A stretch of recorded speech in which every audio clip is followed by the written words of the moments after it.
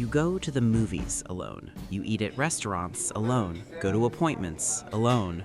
Maybe even celebrate your own birthday alone. And here's the part that might surprise you. You don't always mind. In fact, sometimes it's the only way you actually feel like yourself. But somewhere along the way, someone made you feel like that was strange, like needing to do things alone was a symptom of something broken inside you, like you were missing something that everyone else seemed to naturally have. So you learned to keep it quiet, to make excuses, to say, "I just prefer it this way," and move on before anyone could ask too many questions. But psychology has a very different explanation for why you are the way you are, and it has nothing to do with being broken. There is a specific type of person who moves through the world in a deeply self-contained way. They don't wait for a group to form before they act. They don't postpone living until someone is available to live it with them. They simply go, alone, quietly, on their own terms. And from the outside, this can look like loneliness, like isolation, like someone who has given up on connection. But from the inside, it often feels like freedom. Psychology has a name for the internal architecture that drives this behavior. It's called autonomous functioning, and it is one of the most psychologically complex and quietly powerful traits a person can develop. People who do everything alone are not people who failed to connect.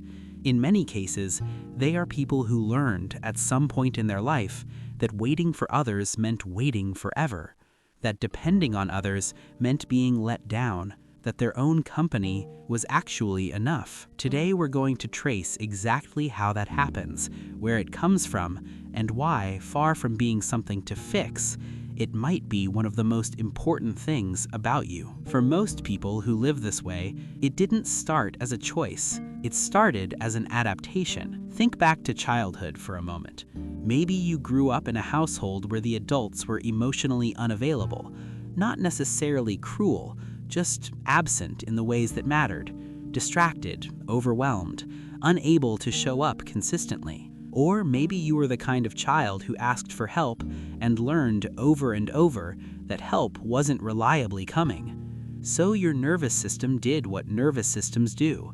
It adapted. It quietly began building an internal structure, a system of self-sufficiency, a deep, almost unconscious belief that said if you want something done, you do it yourself. Psychologists call this insecure avoidant attachment, a pattern that develops when a child's need for connection is consistently unmet, and the child learns to suppress those needs in order to function. Over time, that suppression becomes a lifestyle.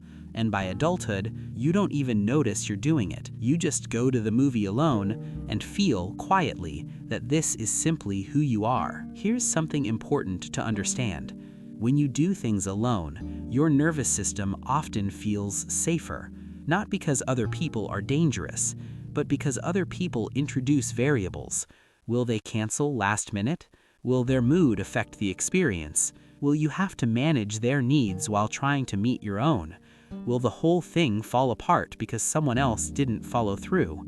If you've been disappointed enough times, your subconscious mind starts running a very logical calculation. Solo is simpler. Solo is reliable. Solo doesn't let me down. This is your nervous system that learned to minimize risk. It is your brain's way of protecting an experience before it even begins, of keeping something sacred and whole. And here's what's remarkable about this. It works. People who develop this pattern often become exceptionally capable, deeply resourceful, quietly competent in ways that genuinely surprise others, because they never had the option of outsourcing their needs. They built the muscle over and over again until it became second nature. Now, this is the part we have to be honest about, because doing everything alone doesn't always feel like freedom. Sometimes it feels like a wall you built so long ago that you've forgotten how to take it down. Sometimes you sit in a restaurant alone and you watch two people at the table next to you laughing over something small, and something in your chest does something you can't quite name. It's not envy exactly. It's more like a distant recognition, a part of you that knows connection is possible. that knows the wall was built for good reasons, but maybe not all of those reasons still apply. Psychology describes this as the central tension of the avoidantly attached person, the simultaneous desire for closeness and the deeply conditioned fear of what closeness costs. You want people, and you have learned very thoroughly to do without them. Both of those things are true at the same time, and holding both of them without shame is one of the most important things you can do for yourself. Here's where the reframe begins. Because not everything about this pattern is a wound. Some of it is genuinely extraordinary.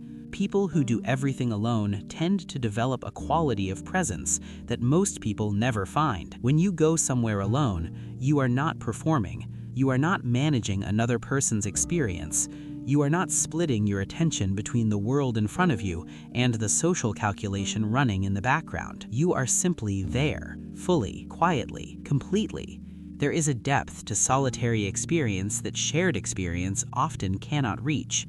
The details you notice, the thoughts you follow, the way you can sit with something uncomfortable until it reveals itself to you.